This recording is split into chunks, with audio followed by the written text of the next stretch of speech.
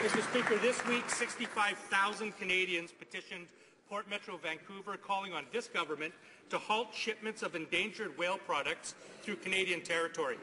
We've learned that Canada is being used as a conduit to ship prohibited meat from the most endangered whales on Earth from Iceland to Japan, despite Canada's international commitment not to trade in those species. Will the minister stop this facilitation of trade in the most endangered species on Earth? Thank you, Mr. Speaker. I'd be glad to take that member's question under advisement. Our government has been very clear that we stand against the trade in endangered species, but it also allows me to point out the hypocrisy of the NDP. This is a party that stands in this House day after day attacking our efforts to expand legitimate trade around the world, opening up new markets for Canadians, opening up new markets for Canadian investors.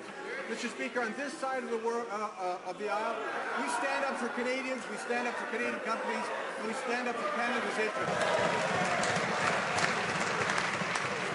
The honourable member for Vancouver Kingsway.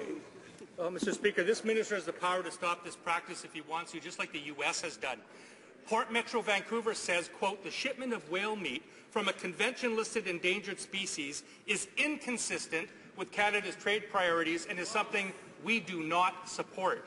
And in February, the Minister of Foreign Affairs called on world governments to protect threatened species and act before it's too late. Will the Minister of Trade heed the Port of Vancouver and his own colleagues' advice before it's too late? The Honourable Minister of International Trade. Well, Mr.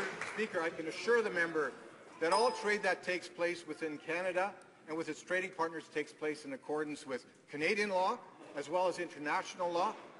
We stand up for the protection of endangered species. But, Mr. Speaker, I'll go right back to the NDP. They're talking about trade. I mean, this is the party that is ideologically opposed to trade, that is opposed to almost every single trade initiative that this government has brought forward.